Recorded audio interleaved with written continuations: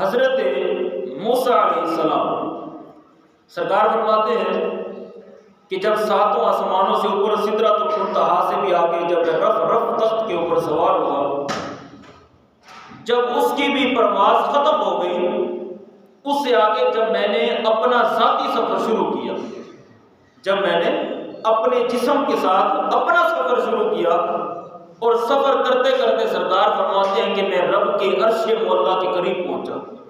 عرش معلیٰ کے قریب جب پہنچا تو میرے دل میں حضرت موسیٰ علیہ السلام کی بات یاد آ گئی۔ مزے کی بات یہ ہے، سرکار نے جتنا بھی سفر کیا اپنے گھر سے لے کر حضرت ام ہانی رضی اللہ تعالیٰ عنہ کے گھر سے لے کر رف تک، پھر وہاں سے عرش معلیٰ تک، پھر رب کی خاص بارگاہ تک، سرکار نے یہ جتنا بھی سفر کیا، سرکار کے جو نالین مبارک تھے وہ سرکار کے جسم کے ساتھ ہی تھے۔ جو سرکار نے اپنے نالین مبارک پہن رکھے تھے، اپنے جوڑے مبارک، وہ سرکار کے ساتھ ہر سفر میں ساتھ تھے۔ سرکار فرماتے ہیں جب میں عرش معلیٰ پر سوار ہونے لگا تو میرے دل میں یہ بات آئی کہ میں اپنے نالین کو اتار دوں، اپنے نالین کو اتار دوں۔ کیوں اتاروں؟ کہ مجھے حضرت موسیٰ علیہ السلام کی بات یاد آ گئی کہ جب وہ حضرت شعیب علیہ السلام کی بیٹی سے نکاح کرنے کے بعد اور کچھ دن وہاں رہنے کے بعد مدین سے مصر کی طرف جا رہے تھے، تو راستے میں ایک ظالم بادشاہ کا علاقہ آتا تھا، تو حضرت موسیٰ علیہ السلام نے اس راستے کو چھوڑا اور جنگل کا راستہ اختیار کیا۔ جب جنگل کے راستے سے جانے لگے تو آپ کی بیوی کو بچے کی ولادت کا درد شروع ہو گیا۔ اندھیری رات تھی، تو حضرت موسیٰ علیہ السلام نے فرمایا اپنے گھر والی کو کہ تم یہاں ٹھہرو، میں وہ روشنی کا انتظام کرتا ہوں۔ حضرت موسیٰ علیہ السلام جنگل میں چلے تو آپ کو ایک جگہ بہت زیادہ آگ جلتی ہوئی نظر آئی، محسوس ہوا یہ آگ جل رہی ہے۔ حضرت موسیٰ علیہ السلام نے کہا کہ میں اس کے پاس جا کر تھوڑی سی آگ لے آتا ہوں، پھر ہم جلا لیں گے، روشنی ہو جائے گی۔ جب حضرت موسیٰ علیہ السلام اس کی طرف بڑھے، حضرت تفسیر میں آتا ہے حضرت موسیٰ علیہ السلام جیسے ہی اس درخت کی طرف بڑھتے تو وہ جو درخت تھا، وہ جو روشنی چل رہی تھی، وہ پیچھے ہٹنا شروع ہو جاتی۔ حضرت موسیٰ علیہ السلام رکتے تو وہ روشنی آپ کے قریب ہونا شروع ہو جاتی۔ حضرت موسیٰ علیہ السلام حیران ہوئے، آپ رک گئے۔ جب آپ رکے تو وہ درخت وہ جو جل رہا تھا، روشنی تھی، حقیقت کے اندر وہ اللہ کا نور تھا۔ ظاہری طور پر ایک آگ نظر آ رہی تھی، حقیقت میں وہ اللہ کا نور تھا۔ وہ آپ کے قریب آیا تو اس درخت سے آواز آئی، فَخْلَعْ نَعْلَيْكَ إِنَّكَ بِالْوَادِ الْمُقَدَّسِ طُوًى، اے موسیٰ تیرے پاؤں کے اندر جوتیاں ہیں، نالین ہیں، ان کو اتار دے، اس لیے کہ تو وادی مقدس میں کھڑا ہے۔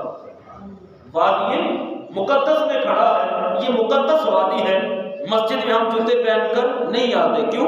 یہ مقدس جگہ، یہ اس کے ادب کے خلاف ہے۔ فرمایا موسیٰ، یہ کوہ طور کا مغربی علاقہ تھا جہاں حضرت موسیٰ علیہ السلام کھڑے تھے، آپ نے نالین اتار۔ سرکار فرماتے ہیں مجھے حضرت موسیٰ علیہ السلام کی وہ بات یاد آ گئی، یہ جو رب کا عرش معلیٰ ہے، عرش اعظم ہے، یہ تو اس وادی سے بڑا ہی اعلیٰ ہے، بڑا ہی افضل ہے۔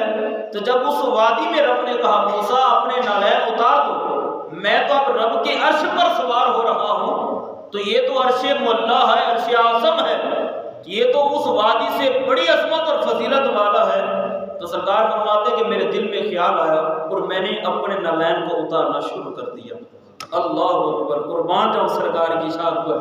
سرکار فرماتے ہیں کہ بس اس بات کو سوچ کر میں نے اپنے نالین اتارنا شروع کیے، آواز قدرت آ گئی، محبوب یہ کیا کر رہے ہیں؟ آواز خدا بندی آئی، محبوب یہ کیا کر رہے ہو؟ میں نے کہا مولا عرش اعظم پر سوار ہو رہا ہوں، یہ تیرا عرش ہے، عرش معلیٰ ہے، میں سوار ہو رہا ہوں۔ تو نے تو حضرت موسیٰ علیہ السلام کو اس وادی میں جوتے اتارنے کا حکم دے دیا تھا، یہ تو اس سے بھی اعلیٰ افضل ہے، تو میں اس وجہ سے اتار رہا ہوں۔ اللہ اکبر، رب نے کہا محبوب وہ موسیٰ تھے، تو محمد ہے۔ محبوب وہ کون تھے؟ وہ موسیٰ ہے، تو کون ہے؟ محمد ہے۔ محبوب وہ کلیم اللہ ہے، تو حبیب اللہ ہے۔ وہ کلیم اللہ ہے، تو حبیب اللہ ہے۔ وہ تو تڑپتا ہے مولا मिन्नतें करता है, दुआएं मांगता है, मौला जलवा दिखा, रब जलवा नहीं दिखाता।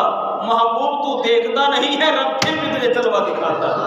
रब कहता है महबूब छोड़ दे बिस्तर को, आजा, रब देखना भी चाहता है, तेरा दीदार करना भी चाहता है। महबूब तू क्यों उतार रहा है? वो मूसा थे, तू मोहम्मद है। अल्लाह अकबर। आवाज क्या आई? फरमाया वकील लिल हबीबी तक़द्दम अला बसातिल अर्श बिना अलैका लियतशर्रफ अल अर्श बिगुबार निआली कदमैका। महबूब वो मूसा अलैहिस्सलाम की जूतियां मुबारक थी, वो नालैन मूसा थे। मैंने कहा मूसा अपने नालैन उतार दे, तू वादी मुकद्दस में खड़ा है। महबूब रब तुझे कह रहा है, ठीक है ये अर्श मुअल्ला बड़ी अजमत वाला है, बड़ी शान वाला है, बड़े मकाम वाला है, मगर जो तेरे नालैन का मकाम है वो अर्श मुअल्ला का नहीं है। जो तेरे पाँव में पहने हुए मुबारक जूतों का मकाम है वो अर्श मुअल्ला का मकाम नहीं है। तेरा रब ये कह रहा है महबूब अपने नालैन के समेत रब के अर्श पर सवार हो जा, अपनी मुबारक जूतियों के साथ अर्श मुअल्ला पर सवार हो जा। इसलिए तेरे मुबारक नालैन का वो मकाम है, वो अजमत है, वो शान है कि जब अर्श मुअल्ला मेरे महबूब के नालैन की तलियों के बोसे लेगा, जब अर्श मुअल्ला मेरे महबूब के पाँव मुबारक में पहने हुए जो नालैन है, उन नालैन के साथ लगी हुई जो खाक है, जब अर्श मुअल्ला उस खाक का बोसा लेगा, उस खाक को चूमेगा, मैं रब्बे कायनात अर्श मुअल्ला की इस्मत में भी इस्मत बढ़ा दूंगा, उसको और भी मकाम ज्यादा अता फरमा। महबूब तू अपने जोड़ों के समेत अर्श मुअल्ला पर सवार हो, तू क्यों अपने जूतों को उतार रहा है? तो ये सरकार की शान है, सरकार की अजमत है। तो फिर एक पंजाबी शायर है, बड़ा खूबसूरत उसने शेर लिखा। वो अर्ज करता है कि जब सरकार अपने मुबारक जूतों के साथ, यानी सरकार की ये नालैन की शान है कि सरकार मेराज की रात जहाँ जहाँ भी गए, सरकार के नालैन भी वहाँ वहाँ पर गए। अब जरा सोचिए, जिस महबूब के पाँव मुबारक में जो नालैन मुबारक हैं, उन नालैन मुबारक की शान का ये आलम है, तो मुस्तफ़ा के सर मुबारक की शान का आलम क्या होगा? सरकार के सर अक़दस की शान का आलम क्या होगा? तो वो किसी ने क्या खूब कहा, वो लिखता है मुहम्मद प्यारा बड़ी शान वाला, जरा गूंज कर पढ़िए, मुहम्मद प्यारा बड़ी शान वाला, मुहम्मद प्यारा बड़ी शान वाला, मुहम्मद प्यारा बड़ी शान वाला, सने जोड़े अरशां ते